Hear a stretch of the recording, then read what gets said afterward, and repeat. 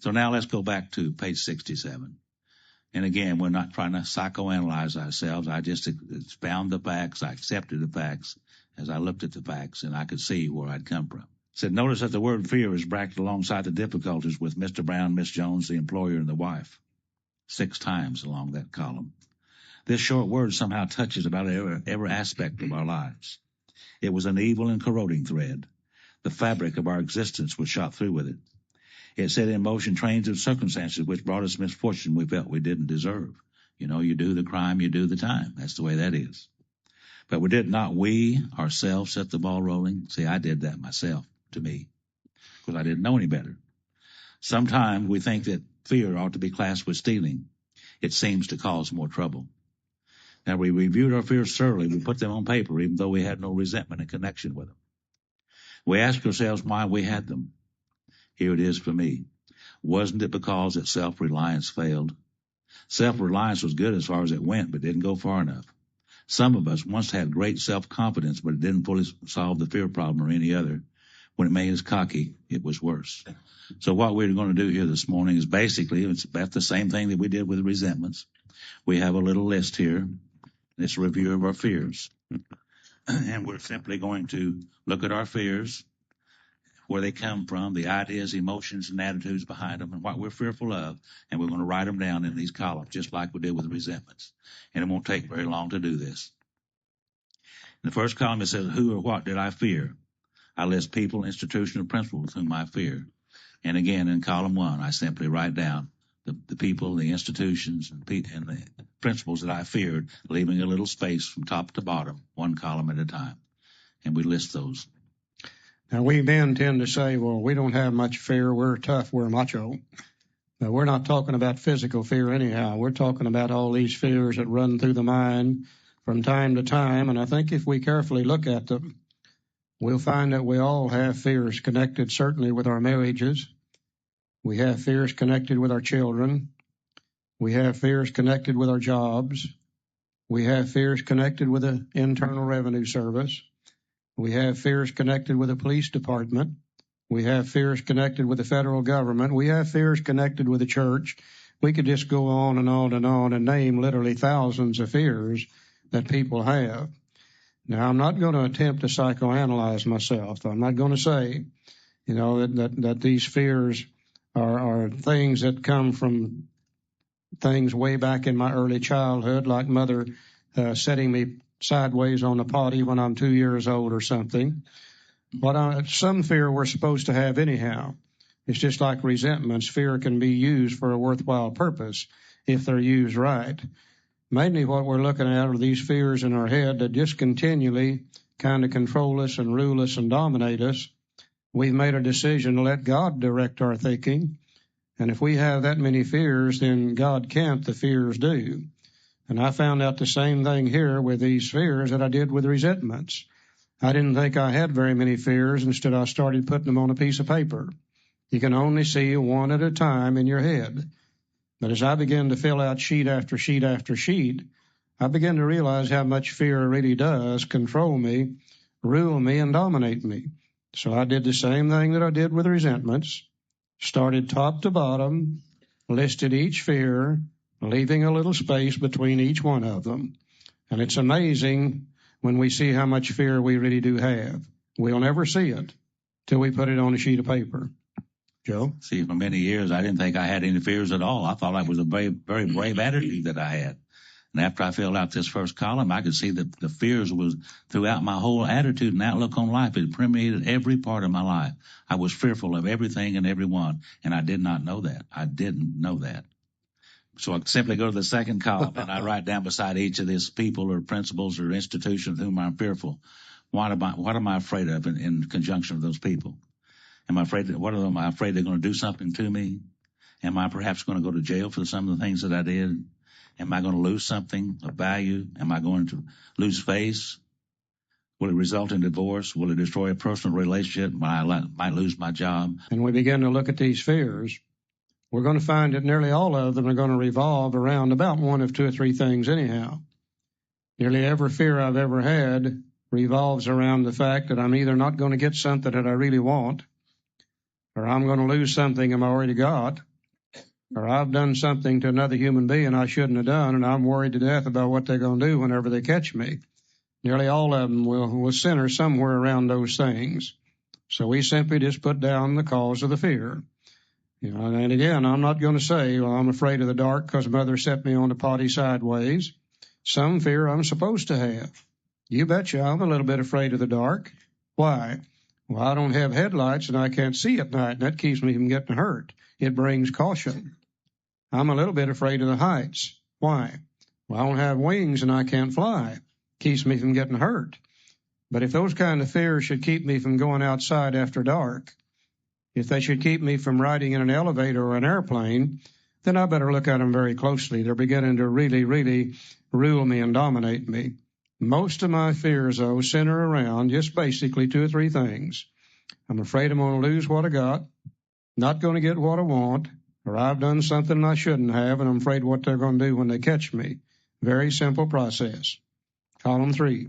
Go to column 3 and what part of self was affected. And again, that's why I need that information on the basic instincts of life and the working knowledge of some of those words and ideas to enable to do the 3rd column.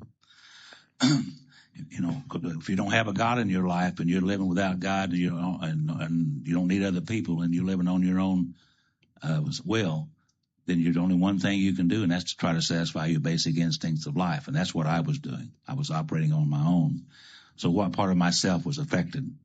Was it my self-esteem? Was it my security, my ambitions, personal or sex relations which been interfered with? Is those the things that happened? And I look down at the 3rd column, and beside each name, again, in each instance, I write down one of those basic instincts of life, the part of me that was affected by these things. I can't experience fear unless there's a threat to one of the basic instincts of life. And I found out as I filled out the 3rd column, just like I did with resentments, I found out where fear comes from. I didn't know where resentments came from. I didn't know where anger came from. I didn't know where fear comes from. Today I realize it comes from a threat to one of these basic instincts of life. And just like with a resentment, if my basic instincts are at the level that God intends for them to be, if my relationship with God is right, then you can do about anything you want to me, and I'm not going to experience fear because of it. But I'll guarantee you, if my instincts are not under control, my relationship with God is not right, then about anything you do or say to me is going to create fear. Absolutely amazing what we learn about ourselves just by filling out these simple little columns. Now let's go to the 4th column. Go to the 4th column, and we try to put out of our minds all these things that happened so far, and we write down, what did I do? What did I do to set the ball rolling? Did I do the crime to do the time? Yes, I did that. Was it when my wife was going to divorce me and I was fearful of it? What did I do? What were some of the things that I did? Well, I was uncaring for her. I didn't care about her, didn't consider her in any manner, in any way, and therefore I was afraid, and I didn't know that. See, I really didn't know that I was afraid of those things. It told us way back in step 3 that we invariably find that we've made decisions based on self, which later placed us in a position to be hurt. And we've made decisions trying to satisfy our basic instincts of life. And running on self-will, those basic instincts become insatiable things. We never get enough to satisfy them. And we're continually doing things that end up hurting and harming and creating other people. And then we got to be scared to death what they're going to do whenever they catch us. And even if they don't catch us, the guilt and the remorse eats us up here, just like with resentments.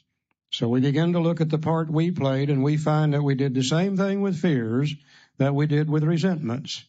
As we played them over and over and over in our head, we actually distorted the picture. And the fears that we have in our head today are not true. Oh, they started on truth, but they are no longer true. You see, well, that's one of the definitions of one of those wrongs. Fear is incorrect believing. And if we carefully look at each one of these fears, we're going to find that they're absolutely wrong. They started with truth. We've distorted the picture. And once again, we've used them to transfer blame to others so we don't ever have to look at ourselves. Same identical thing as with resentments. Now let's look into the 5th column. In the 5th column, I simply looked down in these instances. Was I selfish in those interests, in those particular items? Yes, I was very selfish. because I was so fearful. I was selfish. I was afraid I was going to lose things that I already had, or I was afraid I wasn't going to get some things that I wanted. Was I dishonest? Yes, I was dishonest. I took things from other people that didn't belong to me, and I was very dishonest. It seemed to me like to be successful in any manner was okay with me. So I was extremely a dishonest person, and I didn't know that particularly. And then I was self-seeking and frightened and inconsiderate of other people for sure, because I wanted what I wanted when I wanted it, and I didn't make a damn how I got it, was the way I looked at my life. And if you got in my way, you just shouldn't have. So I was a very selfish, self-seeking, frightened, and inconsiderate individual, and I did not know that. You know, it's absolutely a life living on hell. Whenever you're scared to death, you're not going to get something, you really do want it. And then through dishonesty, you go ahead and get it. And then you got to be scared to death what they're going to do whenever they catch you. And even if they don't catch you, the guilt and the remorse eat you up. And our lives really do become an absolute living hell in trying to satisfy these basic instincts of life. And we just really drive ourselves absolutely dingy until we get an opportunity to truthfully look at these things. The fears are what's wrong, the wrong, because we find out most of them are incorrect. They're what block us off from God. But what's the actual truth behind them? Well, if we wasn't so selfish, if we wasn't so dishonest, if we were not so self-seeking, frightened, and inconsiderate, we wouldn't have to experience near as much fear as we do. But I'll guarantee you, if I stay selfish, dishonest, self-seeking, frightened, and inconsiderate, the same old things are going to drive me. I'm going to do the same old things I've always done. Fear, guilt, remorse is going to absolutely eat me up. Sooner or later, it blocks me off from God and causes me to get drunk. So once again, what we're doing here in this little inventory sheet, we are doing step 4. This is the fear part of it. Out in this 5th column, we see the exact nature of the wrong for step 5, the defects for step 6, the shortcomings we're going to ask God to take away in step 7. And then once again, many of the names over here in column 1 will be people and institutions we've harmed, and we're scared to death what they're going to do whenever they catch us. So those names will come off of column 1. They'll be added to the sheet to be used later on for steps 8 and 9. We got some off the resentment sheet. We got some off of the fear sheet also. And one thing that absolutely amazed me is when I really looked at this truthfully, is I began to see a lot of the names, same names appearing on the fear sheet that I had on the resentment sheet. I had never tied that together in my head before. Now, if you think resentments look stupid in your head, wait till you get these things down on paper about fears. Now, fears look awful good in your head, but when you get them down on a sheet of paper, they really do look double dumb when you see the truth about them. Resentments look stupid, hell, fears look even worse than that. And they look so dumb, about 95% of them are going to disappear anyhow when you see the truth about them. We're probably going to have a little help in order to get rid of some of those. We now come to the second prayer in the big book on step 4 regarding fears. You know, when I prayed for those people that I resented, my ideas, emotions, and attitude toward them changed. They didn't change, but I did. Now, prior to this idea about these fears, my whole attitude and outlook upon life was involved in these fears. I had fears in every area of my life and didn't know it, because I hadn't had a God in my life either. But I've took step 3 and I've got God in my life. And now I'm on a different basis. And the book says perhaps there is a better way. We think so, for we're now on a different basis, the basis of trusting and relying upon God. We trust our infinite God rather than our finite selves. We're in the world to play the role He assigns. Just to the extent that we do as we think He would have us and humbly rely on Him, does He enable us to match calamity with serenity. Now, we never apologize to anyone for depending upon our Creator. We can laugh at those who think that spirituality is the way of weakness. Paradoxically, it's the way of strength. The verdict of the ages is that faith means courage. All men of faith have courage. They trust their God. Now, we never apologize for God. Instead, we let Him demonstrate through us what He can do. Here's more prayer. We ask Him to remove our fear and direct our attention to what He would have us be. And at once, we commence to outgrow fear. And, as I look back at that, my sponsor told me in those early days, he said the most important thing about prayer, the two most important things about prayer, one of them is to start and the other one is to continue. And as I look back over my life, I can see that every time I prayed, I changed just a minute amount, just hardly noticeable. The next time I prayed, it was just a little bit more. And the next time I prayed was a little bit more. And as time goes by, I can see a real reliance upon God today in my life. It wasn't that way in the beginning. But when I started trusting and relying upon God rather than myself, then those fears began to come away from me. They weren't as intense as they had been. And they began to get in the area where God intended for them to be. And at once, I commenced to outgrow these fears. We hear always about the promises on page 83 and 84. We never hear about the promises that are spread throughout the entire book. And I think one of the greatest promises to be found anywhere in the book is what Joe just read. We ask him to remove our fear and direct our attention to what he would have us be. At once, we commence to outgrow that fear. Now, we can take these deep-seated fears, just like deep-seated resentments, through prayer on a daily basis, asking God to take this particular fear away from me, direct my attention to what he would have me be instead of that, and at once I commence to outgrow that fear. And over a period of days, as he directs my attention to what he would have me be, and I try to be that, as I ask him to take that fear away, some morning I wake up and that fear is gone. It really, really does work. And I think the reason that it really works is when we're asking God to take it away and direct our attention to what he would have us be, then that's one of the great expressions of courage and faith that we human beings can have. Courage, faith, and fear will not exist on the same plane. The fear will be replaced by the courage to do the opposite of that fear. And as we begin to change, it'll be replaced by faith that God really can do these things. And slowly we can remove those fears too. Now just think, this file cabinet up here in my head that was filled with fears has now been emptied out. That damaged and unsaleable goods called fear is gone, at least to the level that God intends for it to be.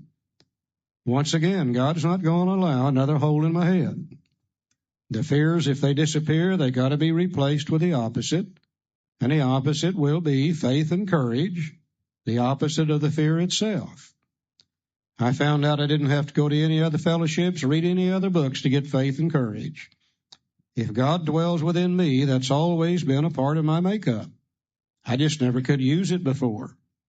In my chase for money, power, prestige, and sex, in my desire to fulfill the basic instincts of life, in my worries about I wouldn't get what I want and I'd lose what I got or they're going to catch me at it, faith and courage had to be repressed and I had to operate on that fear level. But now that the fear is gone, faith and courage automatically comes to the surface. Another positive happening. 2/3 of my store now has some peace of mind, serenity, and happiness in them, and I'm in much less chance of drinking now than I was before I started the inventory process. You see, we don't have to wait till step 12 to get something good out of this. Every step brings a positive result. There's nothing negative about any of our program, period. Now, also, just like with the resentment, knowing that fears block you off from God and that they might get you drunk. If you got a fear that you don't want to turn loose of, you better look at it very, very closely. Because we can also use fear to rationalize and justify not doing something we really would like to do. Or just as importantly, we can use it to justify continuing to do things that we know we shouldn't be doing.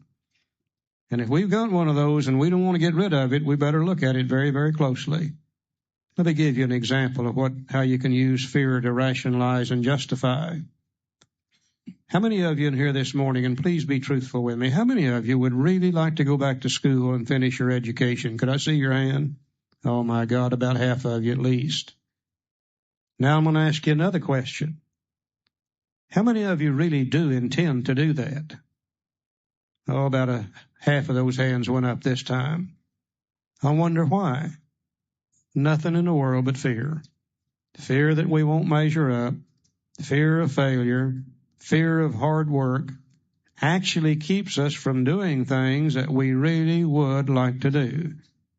Now, if we can ask God to take that away and direct our attention to what He'd have us be instead, then every one of you that wants to go back to school will end up doing it. But until that fear's gone, it's going to drive most of us away and keep us away. We use it to rationalize, justify, just like we did with resentments. So if we got one of those, let's look at that closely too. All my life, I love to work with my hands. All my life, I wanted to build a set of kitchen cabinets. Never would do it because I knew there'd be a lot of mistakes. People would laugh and I would be embarrassed. Now, after I worked the program for quite some time, one time I got the courage to build a set of kitchen cabinets. Now, they don't look very good, and there's a lot of mistakes, and people laugh at it, but I really don't give a damn. It don't bother me anymore, see? So we can overcome these things with God's help. It's amazing what we can do with these things.